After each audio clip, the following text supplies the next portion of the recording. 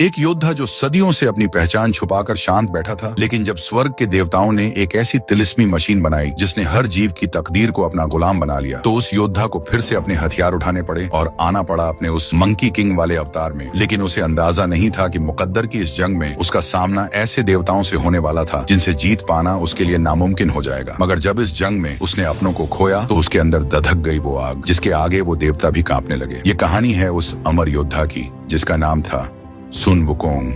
कहानी की शुरुआत हुई उस दिन से जब वुकोंग अमर लोगों की डेस्टिनी काउंसिल में पहुंचा, जहां का हेडमास्टर स्वर्ग जाने वाले काबिल योद्धाओं का चुनाव करने वाला था। लेकिन वुकोंग मुकाबले में शामिल होने के बजाय ऊंची इमारत की छत पर जाकर उस जगह का जायजा लेने लगा और फिर उसने सीधे वहां की रसोई में पहुंचकर उनका खाना चुरा लिया। जब गार्ड्स के कप्तान के पास वो खाना पहुंचाया गया तो अपना खाना गायब देखकर कप्तान गुस्से में आ गया और जो लड़की खाना लेकर आई थी उसे मुक्का मारकर गिरा दिया। फिर अपने हथियार से उस पर वार कर दिया, पर तभी जूलियन नाम के एक शख्स ने आकर उस लड़की को हमले से बचा लिया। कप्तान ने चिढ़कर अब जूलियन पर डंडे बरसाना शुरू कर दिया जिससे वो दूर जा गिरा। लेकिन तभी उसको पीछे से जोरदार लात पड़ी। ये अहाजी थी जिसकी बहादुरी के लिए सब तालियां बजाने लगे। सबके सामने हुई बेइज्जती से कप्तान और सैनिकों को और भी ज्यादा गुस्सा आ गया और वो अहाजी पर हमला करने के लिए कूद पड़े। लेकिन वो अहाजी तक पहुंच पाते उससे पहले ही एक जोरदार आवाज आई। जब अहाजी ने अपनी आंख खोलकर देखा तो वो सैनिक दीवार में ढंसा हुआ था। अचानक हुए हमले से कप्तान और उसके सैनिकों का मुंह खुला रह गया और जब उसने ऊपर देखा तो उसे पता चला कि वुकोंग अब उसके सिर पर उल्टा खड़ा था। वुकोंग ने कप्तान का चेहरा नोचकर उसे लात मारकर हवा में उछाल दिया।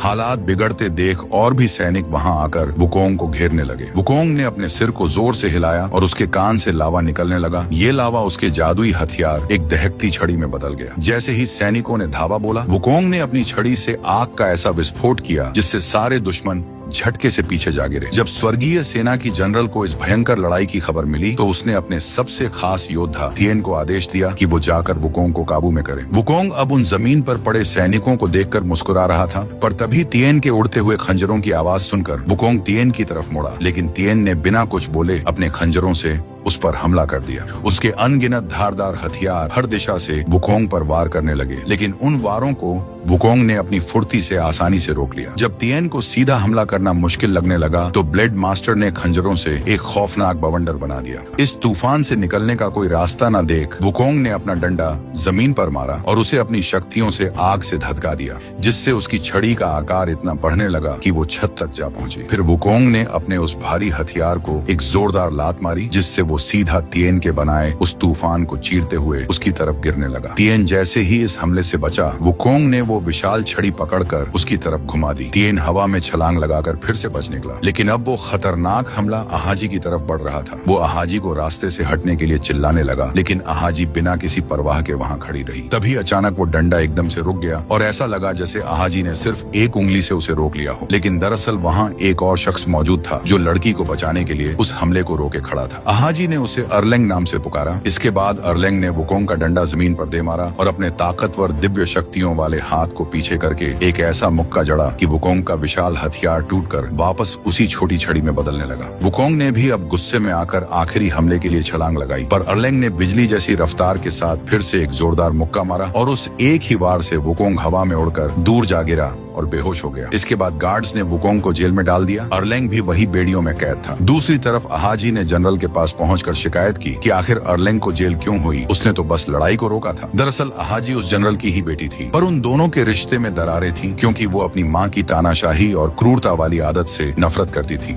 उधर जेल की सलाखों के पीछे कैद वुकोंग को अब भी लग रहा था कि उसके साथ नाइंसाफी हुई है। वुकोंग ने अर्लेंग को दोबारा लड़ने के लिए कहा, पर जब अर्लेंग ने मना कर दिया तो वुकोंग ने उसे उकसाने के लिए उसकी माँ की बेइज्जती करना शुरू कर दिया। दरअसल अर्लेंग की माँ को एक इंसान से प्यार हुआ था और अर्लेंग में आधा अंश इंसानों का था। अर्लेंग जैसे ही गुस्से में आकर लड़ने के लिए खड़ा हुआ, तभी जनरल और तिएन अचानक वहाँ जेल में आ गए। जनरल ने अर्लेंग की बेड़ियों को खोल दिया और उसे वहाँ से जाने का आदेश दिया। वुकोंग को लगा कि लड़ाई दोनों ने की थी, इसलिए उसे भी जाने दिया जाएगा। लेकिन तभी जनरल ने अपनी जादुई शक्तियों से एक बाइंडिंग मुकुट निकाला और तिएन ने वो मुकुट वुकोंग के सिर पर पहना दिया। वुकोंग इसे हल्के में ले रहा था, लेकिन जैसे ही जनरल ने मंत्र पढ़ना शुरू किया, वैसे जैसे ही वो तिलिस्मी मुकुट सिकुड़ने लगा, जिससे वुकोंग को ऐसा असहनीय दर्द हुआ कि वो जमीन पर गिरकर तड़पने लगा और आखिरकार उस भयानक दर्द के कारण बेहोश हो गया। अहाजी ये सब देख रही थी और वुकोंग को तड़पता देख उसे बुरा लगा। उसने चालाकी से अपनी माँ से मुकुट को काबू में रखने वाली वो छड़ी यह कहकर मांग ली कि वुकोंग को अब वो खुद सजा देगी। जनरल ने भी अपनी बेटी की काबिलियत परखने के लिए वो छड़ी उसे दे दी, लेकिन साथ ही अहाजी को हिदायत भी दी कि वो हर पल उस पर अपनी नजर रखे। उधर बेहोशी की हालत में वुकोंग को अपने अतीत के सपने आने लगे। बहुत समय पहले स्वर्ग की एक रहस्यमयी मशीन डेस्टिनी एस्ट्रोलैब इंसानों की किस्मत को काबू में रखने की ताकत रखती थी। उसी समय एक महाकाय योद्धा का जन्म हुआ, जिसने अपनी तकदीर को स्वीकार करने से मना कर दिया और उसने डेस्टिनी एस्ट्रोलैब को तबाह करने के लिए स्वर्ग की सेना के खिलाफ एक भयंकर जंग छेड़ दी और पूरी सेना को घुटनों पर ला दिया। लेकिन आखिरकार अपनी पूरी ताकत लगाकर स्वर्गीय सेनाएं उसे मारने में कामयाब रही और उसके शरीर के टुकड़ों को पूरी दुनिया में बिखेर दिया, जो आगे चलकर फ्लावर माउंटेन बना। उसके हार्ट स्टोन से मंकी डीमन पैदा हुआ, लेकिन डेस्टिनी एस्ट्रोलैब ने उस योद्धा का अंश भांप लिया और पूरे फ्लावर माउंटेन को तबाह कर दिया। पर वो मंकी जिंदा बच गया था। एक बूढ़े देवता ने उस पर रहम खाकर उसे मौत के मुंह से बचा लिया और उसकी सारी शक्तियों को एक इंसानी रूप के भीतर कैद कर दिया, ताकि उसे बाकी देवताओं के गुस्से से सुरक्षित रखा जा सके। उस बूढ़े देवता ने उसे वुकोंग नाम दिया। वुकोंग ने कसम खाई कि वो स्वर्ग से अपना बदला लेगा और डेस्टिनी एस्ट्रोलैब को तबाह कर देगा, ताकि सभी इंसानों को उनकी किस्मत की जंजीरों से आजाद कर सके। उसी वक्त जनरल अर्लेंग को समझाती है कि उसकी इंसानी भावनाएं ही उसे अपनी तीसरी आंख खोलने से रोक रही हैं, जो उसे अपार और विनाशकारी शक्तियां दे सकती थी। अपनी माँ और अहाजी के लिए अपने प्यार को हमेशा के लिए भुलाकर ही वो सच में एक ताकतवर देवता बन पाएगा। जब वुकोंग की आंख खुली तो उसने खुद को अहाजी के सामने पाया। उसे लगा कि वो अब आसानी से उस मुकुट को हटा लेगा, लेकिन जैसे ही उसने कोशिश की वो मुकुट फिर से चमकने लगा और वो भयानक दर्द फिर लौट आया। जब उसे पता चला कि अब अहाजी ही उस मुकुट को काबू में कर रही थी, तो वो गुस्से में अहाजी पर चीखने लगा। पर जैसे ही अहाजी ने वो राजदंड निकाला, वुकोंग ने पुराने दर्द को याद करके तुरंत उसके सामने घुटने टेक दिए। हालांकि ये वुकोंग की चाल थी, ताकि जब अहाजी पास आए तो वो उससे वो छड़ी ले सके। लेकिन जब वो अहाजी के करीब आया तो उसने नोटिस किया कि अहाजी का दिल बहुत तेजी से धड़क रहा था। अब इन दोनों के बीच कुछ नया इमोशन जन्म लेने लगा था, लेकिन उसके लिए इस पनपते एहसास से भी कहीं ज्यादा अहम अपना वो अटूट वादा था, जिसे पूरा करने की खातिर उसने देवताओं की इस सल्तनत में कदम रखा था। वो अब अपनी मंजिल के बहुत करीब था, क्योंकि अब यहाँ का वो हेडमास्टर सभी छात्रों को स्वर्ग की उसी रहस्यमयी मशीन को दिखाने ले जा रहा था। रास्ते में उन्होंने एक ऐसे पुल को पार किया जो देवताओं के इस लोक को इंसानी दुनिया से अलग करता है, और अगर कोई गलती से भी नीचे पानी में गिर गया तो उसकी सारी शक्तियाँ खत्म हो जाएंगी। आगे जाकर हेडमास्टर ने अपनी जादुई चाबी से उस सुरक्षित जगह का दरवाजा खोला और वो आखिरकार वहाँ पहुँच गए जहाँ वो अद्भुत मशीन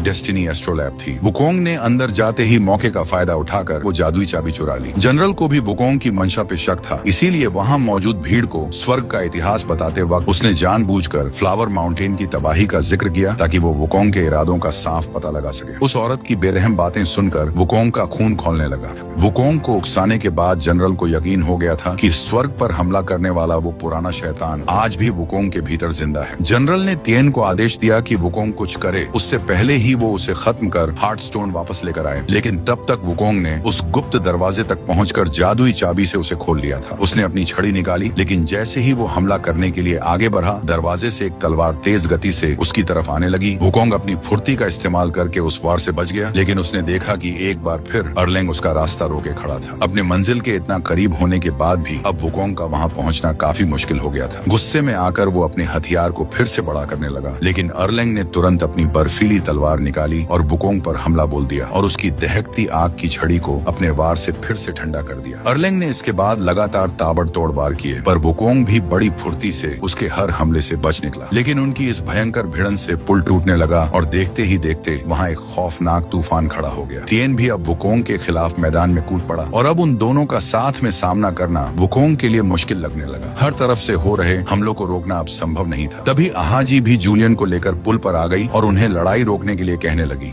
पर खुद को घिरा पाकर वुकोंग ने पूरी ताकत लगाकर अपनी छड़ी को जमीन पर मारा और फिर उसे इतना विशाल कर दिया कि वो पूरा पुल ही बिखर गया और वो सभी उस पुल से नीचे उस शक्ति खींचने वाले पानी में जा गिरे, जहाँ एक एक करके उन सब की दिव्य शक्तियाँ सौंख ली गई। यहाँ से निकलकर अब वो पूरा गुट उस भारी भरकम हथियार के साथ आसमान चीरते हुए सीधा इंसानी दुनिया की उसी जगह जा गिरा जो कभी फ्लावर माउंटेन हुआ करती थी। होश में आते ही उन तीनों ने फिर से एक दूसरे से लड़ने के लिए अपने हथियार उठाने की कोशिश की, लेकिन जब वो हथियार उनसे हिल भी नहीं पाए तो उन्होंने एक दूसरे पर घूंसे बरसाना शुरू कर दिया। पर जल्द ही उन्हें समझ में आ गया कि डेस्टिनी ब्रिज को पार करते ही उनकी सारी दिव्य शक्तियां रफू चक्कर हो चुकी थी। उस घर के बाहर अब उस गांव के लोग भी इकट्ठा होकर हमले के लिए आगे बढ़ने लगे, क्योंकि उन्हें लगता था कि आसमान से आई हर चीज उनकी दुश्मन है। घर के अंदर वो तीनों अब भी एक दूसरे से भिड़ रहे थे। तभी जूलियन ने एक तीर मारा जिससे तेजी से बर्फ जमने लगी। वह उन्हें अपना क्रॉस बो दिखाने लगा जो बिना किसी जादुई ताकत के काम करता था, लेकिन तीनों ने फिर से लड़ाई शुरू कर दी। उनकी ये जंग तब रुकी जब गांव के ऊपर एक काला साया मंडराने लगा और अब वो गांव वाले अपनी जान बचाकर घरों में दुबकने लगे। दरअसल ये काला साया एक दानव था जो रोज सब कुछ तहस नहस करने के लिए आ धमकता था। वो बादल जैसा दिखने वाला राक्षस लोगों को एक एक करके दबोचने लगा। तिएन की नजर बाहर एक मासूम बच्चे पर पड़ी और उसे तब हैरानी हुई जब एक औरत ने उस बच्चे की जान बचाने के लिए अपनी जान की बाजी लगा दी। वो उनकी मदद के लिए अपनी पूरी रफ्तार से दौड़ा, उस बच्चे को अपनी गोद में उठाया और उन दोनों को अंदर सुरक्षित जगह तक पहुंचा दिया। पर तभी वो क्लाउड डीमन उसे जकड़कर अपनी तरफ खींचने लगा। इससे पहले कि वो राक्षस उसे पूरी तरह निगल जाता, एक हाथ उसकी तरफ बढ़ा और उसे रोक लिया। ये वुकोंग था जो अब अपने दुश्मन की भी अच्छाई देखकर उसकी जान बचाने लगा। अब अर्लेंग ने भी फुर्ती दिखाते हुए उसे थाम लिया, लेकिन अपनी शक्तियों के बिना वो सब मिलकर भी उस क्लाउड डीमन के सामने कमजोर पड़ने लगे। तभी अहाजी ने जूलियन के बनाए उस बर्फीले तीर से क्लाउड डीमन पर हमला कर दिया, जिससे उस दानव में बर्फ जमने लगी और वो पीछे हटने को मजबूर हो गया, लेकिन पत्थरों से टकराकर वो तीनों बेहोश हो गए। अगली सुबह जब वुकोंग की आंख खुली तो उसने देखा कि अहाजी ने उसे रस्सियों में जकड़ रखा है ताकि उनके बीच फिर से कोई लड़ाई ना हो। अहाजी ने वुकोंग और अर्लेंग को समझाया कि उन्हें इन गाँव वालों की मदद करनी ही होगी, क्योंकि इन बेचारों ने बहुत दुख सहे हैं और वे उन्हें स्वर्ग से आए फरिश्ते मान रहे हैं। अर्लेंग को भी एहसास हो गया था कि उनकी मदद के बिना ये पूरा गांव तबाह हो जाएगा, लेकिन वुकोंग ने पहले तो अपनी अकड़ में उनकी मदद करने के लिए मना कर दिया। पर जैसे ही उसने गांव वालों की बदहाली को अपनी आंखों से देखा और जब अहाजी ने फिर से उसे समझाया तो वो उनकी मदद के लिए मान गया। तिएन ने सभी को बताया कि दरअसल वो बादल स्वर्ग का ही हिस्सा था जो रास्ता भटककर खंडहरों की काली शक्तियों का शिकार हो गया। इसके बाद उसने पूरे गांव की एक एक बूंद पानी को उड़ा लिया, जिसकी वजह से वहां अकाल पड़ गया। अब उन्होंने गांव वालों के साथ मिलकर उस शैतान को झांसा देने के लिए एक मास्टर प्लान बनाया, जहां एक नकली सूर्यास्त का नाटक करके भारी तोपों से बर्फीले बम दागने की तैयारी की गई। गांव वालों ने अपने सारे लाल कपड़ों से पूरी जगह को ढक दिया। उनकी यह तरकीब काम कर गई और देखते ही देखते आसमान में अंधेरा छाने लगा, क्योंकि वो खौफनाक दानव ठीक गांव के ऊपर आ धमका। उस दानव ने इतना तेज तूफान उठाया कि सब लोग इधर उधर उड़ने लगे। वो बर्फ के गोले दागने वाली टोप भी हवा की तेज रफ्तार के कारण पलट गई। तभी वो दानव एक शख्स को अपने सिकंजे में लेकर ऊपर खींचने लगा, लेकिन वुकोंग ने सोच लिया था कि वो अब किसी और इंसान को कुर्बान नहीं होने देगा। वुकोंग ने उसे कस के पकड़ लिया, पर अब वो भी उस दानव की तरफ खींचने लगा। तभी अचानक सभी गांव वालों ने आकर उनको उस दानव की तरफ जाने से रोक लिया। अर्लेंग और उसकी टीम ने आकर आसमान की तरफ बर्फीले तीरों की बौछार कर दी। तभी तिएन ने एक जलती हुई मशाल उन लाल कपड़ों के नीचे फेंक दी। आग की उस रोशनी से सूर्यास्त का जबरदस्त भ्रम पैदा हो गया और वो राक्षस अपने असली डरावने रूप में सामने आने लगा। वुकोंग ने भी गांव वालों के साथ मिलकर उस तोप को सीधा कर लिया, लेकिन निशाना लगाने के लिए वो तोप अब भी नीचे थी। वुकोंग की मदद के लिए अर्लेंग वहां पहुंचा और अपनी पूरी ताकत लगाकर उस तोप को उठा दिया। वुकोंग ने बिना मौका गवाए सीधा उसके मुंह पर जोरदार धमाका कर दिया। राक्षस पलक झपकते ही बर्फ बनकर सीधा गांव की तरफ गिरने लगा, जहां तिएन ने फुर्ती दिखाकर उसे एक लोहे के पिंजरे में दबोच लिया। बरसों तक जुल्म सहने के बाद आखिरकार उस दानव से आजाद होकर गांव वालों की खुशी का ठिकाना नहीं रहा। सब जीत का जश्न मनाने लगे, लेकिन उन्हें नहीं पता था कि उनकी किस्मत पहले ही लिखी जा चुकी थी। अहाजी भी वुकोंग के पास आई और गांव वालों की मदद करने के लिए उसे शुक्रिया कहा। अहाजी ने वुकोंग को एक प्यारा सा तोहफा भी दिया। वुकोंग के दिल में भी अब अहाजी के लिए फीलिंग्स आने लगी, लेकिन तभी जश्न के उस माहौल में जूलियन को कुछ अजीब लगा। तभी उसकी नजर सामने खड़े एक रहस्यमयी साए पर पड़ी जो काली रोशनी में लिपटा हुआ सबके सामने आ खड़ा हुआ। उसने जूलियन पर ऐसा हमला किया कि वो सीधा एक घर से जा टकराया। फिर उस रहस्यमयी शख्स ने हवा से बर्फ के हथियार बनाकर गोलियों की तरह जूलियन पर दाग दिए। लोग अपनी जान बचाने के लिए भागने लगे, लेकिन जिस घर में वो बचने के लिए छुपे वही वो बेरहम शिकारी भी भीतर घुस गया और उन मासूमों पर भी अपनी बर्फ की गोलियां दाग दी। तिएन ने उनकी मदद करने की कोशिश की, लेकिन वो हत्यारा उसके रास्ते में आ गया और उसके पूरे बदन को बर्फ के नुकीले टुकड़ों से छलनी कर दिया। वुकोंग को जब खतरे का एहसास हुआ तो वो भागते हुए वहां पहुंचा, पर वहां का नजारा देख उसके होश उड़ गए, क्योंकि हर कोई मारा जा चुका था। अर्लेंग ने वहां पहुंचकर जब वो मंजर देखा तो वो सन्न रह गया। वहीं पर अधमरी हालत में पड़ा जूलियन भी था, जिसने गांव वालों को न बचा पाने का मलाल लिए अपनी आखिरी सांसें तोड़ दी। उसी वक्त कई और हत्यारे बाहर आ गए। उन्हें देखकर वुकोंग ने अपना आपा खो दिया और अपने साथियों की मौत का बदला लेने के लिए उनकी तरफ बढ़ने लगा। लगा, लेकिन उन्होंने वुकोंग पर बर्फ की गोलियों की बौछार कर दी, जिससे वो जख्मी होकर जमीन पर गिर पड़ा। तभी वहाँ जनरल भी आ गई। वो कहने लगी कि किस्मत के आगे तुम्हारी हर कोशिश बेकार है, क्योंकि इन लोगों की मौत पहले ही लिख दी गई थी। अहाजी भी दौड़कर घायल वुकोंग को अपनी माँ से बचाने के लिए वहाँ आई, लेकिन अपनी शक्तियों के बिना वो सब अब बेबस थे। जनरल ने अब एक आखिरी वार किया और वो जगह जो कुछ पलों पहले खुशी में डूबी थी अब अंधेरे में खो गई।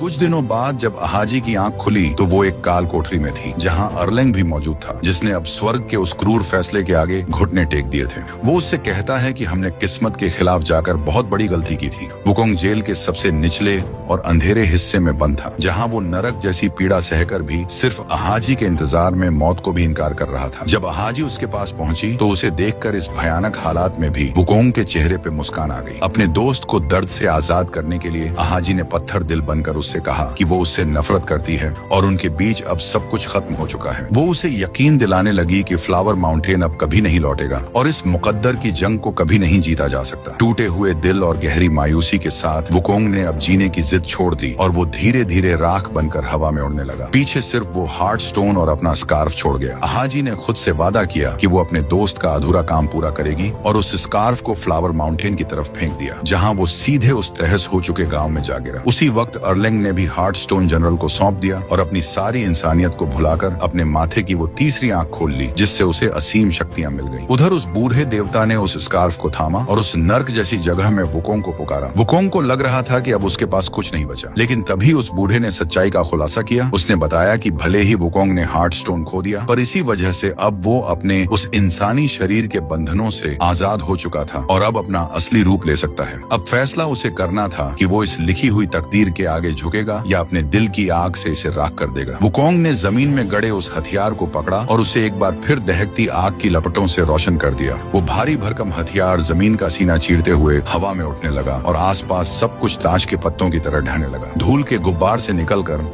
अब वुकोंग ने मंकी डीमन का असली रूप ले लिया और उसकी छड़ी भी अब इस ताकत से धधकने लगी। वुकोंग ने अब उस क्लाउड डीमन को भी आजाद कर दिया। वुकोंग का ये रूप देखकर वो दानव भी उसके सामने रुक गया और एक वफादार साथी की तरह उसे अपनी पीठ पर बिठाकर देवताओं की उस नगरी की तरफ उड़ चला और वुकोंग सीधा स्वर्ग में एक मिसाइल की तरह उतरा। इतना तेज कंपन हुआ कि सब कुछ हिल गया। गड़बड़ महसूस होते ही अंदर खड़े कप्तान ने उसे सामने आने को कहा, लेकिन उसे नहीं पता था कि वो अपनी मौत को बुला रहा था। तभी छत चीरकर वुकोंग की छड़ी उनके सामने आ गिरी। वो कुछ कर पाते उससे पहले ही एक भयंकर धमाका हो गया और सारे गार्ड्स हवा में उड़ गए। कप्तान भी सीधा जमीन पर आ गिरा। तभी धूल के गुब्बार के बीच से निकलते हुए वुकोंग ने खुद को स्वर्ग के बराबर घोषित किया। वो अब पूरी तरह अपने असली अवतार में आ चुका था। वुकोंग ने अपनी छड़ी एक सैनिक की तरफ फेंकी जो तुरंत चकनाचूर हो गया। फिर उसने एक जंगली जानवर की तरह उन पर हमला करना शुरू कर दिया। वो एक एक करके उन्हें चीरने लगा। उसका हर एक वार उनके लिए मौत लेकर आ रहा था। गांव में मारे गए लोगों का बदला लेते हुए वुकोंग उनको टुकड़ों में बिखेर देता है। उसके अंदर का जानवर अब बाहर निकल आया था, लेकिन अब और भी ज्यादा सैनिक वहां आकर उसे चारों तरफ से घेरने लगे।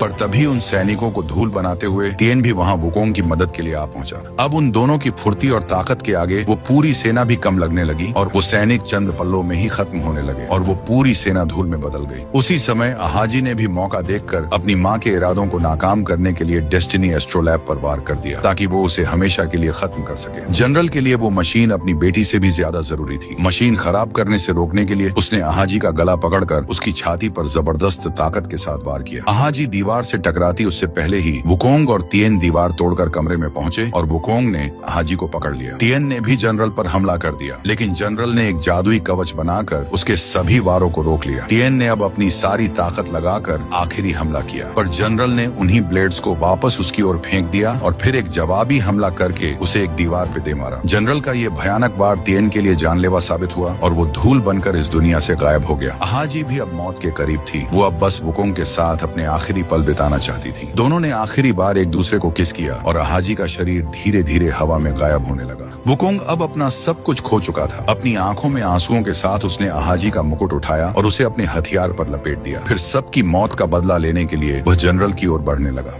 जनरल ने अपने चारों ओर फिर से दीवार बना ली, लेकिन वुकोंग गुस्से में उस पर बार बार वार करता रहा। आखिरकार वो दीवार कमजोर पड़ने लगी और जब सारी ताकत लगाकर अपने हाथों से उसने दीवार को दो हिस्सों में तोड़ना शुरू किया, तो जनरल ने मजबूर होकर उन्हें बाहर टेलीपोर्ट कर लिया और अपने बनाए हुए ब्लेड से वुकोंग पर हमला शुरू कर दिया। लेकिन वुकोंग ने आसानी से उन सभी को रोक दिया। जनरल ले अब एक विशाल ब्लेड से वुकोंग पर हमला किया, लेकिन उसने फुर्ती दिखाकर अपनी छड़ी से उसके टुकड़े टुकड़े कर दिए। तभी अचानक अर्लेंग ने भी वुकोंग पर हमला बोल दिया। हमले से वुकोंग दूर जा गिरा। वो अब गुस्से में आकर अर्लेंग की ओर दौड़ा और उनके बीच भीषण लड़ाई शुरू हो गई। लेकिन अर्लेंग ने फिर से अपने वार से वुकोंग को पीछे धकेल दिया। फिर अर्लेंग ने एक वार से विशाल बर्फीला हथियार बनाया और उसे वुकोंग पर दे मारा और वो पहाड़ों की ओर धकेलता हुआ चट्टानों से जा टकराया। वुकोंग ने भी जवाबी हमला करके अपना हथियार अर्लेंग की तरफ फेंका, लेकिन अर्लेंग ने उसे रोककर उसकी छड़ी के टुकड़े टुकड़े कर दिए। अब वुकोंग ने अर्लेंग के हथियार को उन टुकड़ों से ढककर हवा में उछाल दिया और दोनों ने पूरी ताकत से एक दूसरे को एक मुक्का मारा, जिससे एक विशाल विस्फोट हुआ। जब धूल छटी तो अर्लेंग शांति से खड़ा था। दरअसल जब अर्लेंग ने वुकोंग पर वार किया तो उसके दिल में अहाजी की मौजूदगी महसूस की। उसकी मौत का एहसास करके अर्लेंग की इंसानी भावनाएं फिर से जाग गई। अहाजी की यादों को छोड़ने से इनकार करते हुए उसने जनरल की कठपुतली बनकर रहने से मना कर दिया। अब जनरल ने अपनी जादुई शक्तियों का इस्तेमाल करके एक विशाल टाइटन बनाया ताकि दोनों को खत्म कर सके। वुकोंग ने जमीन पर मुक्का मारकर आग का एक गोला निकाला जो उसके हथियार में बदल गया। इसके बाद वुकोंग ने अपनी छड़ी को उस टाइटन की दिशा में फेंक दिया और उसके बड़ा होने पर उस पर छलांग लगा दी। वो अपने हथियार पर भागते हुए तेजी से टाइटन की तरफ बढ़ने लगा। वुकोंग को टाइटन की तरफ बढ़ता देख अर्लेंग ने भी दौड़ना शुरू किया और हवा में तैरते हुए पत्थरों पर छलांग लगाते हुए उस विशालकाय टाइटन की ओर बढ़ने लगा। उसी वक्त वुकोंग ने भी अपनी विशाल छड़ी के नीचे कूदकर उसे अपनी पूरी ताकत के साथ टाइटन पर घुमा दिया। अब उन दोनों ने एक साथ अपना आखिरी वार किया। अर्लेंग ने उस टाइटन के बीचों बीच भयानक मुक्का मारा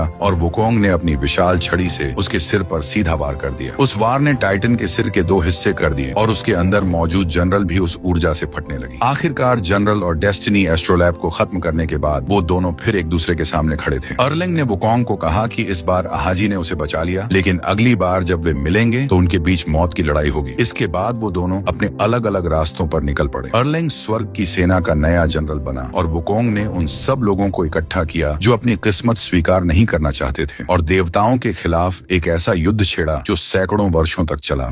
इसी के साथ फिल्म की कहानी का अंत हो जाता है। अगर आपको ये वीडियो पसंद आया तो इसे लाइक करें और ऐसी ही और मूवीज के लिए चैनल को सब्सक्राइब करना न भूलें।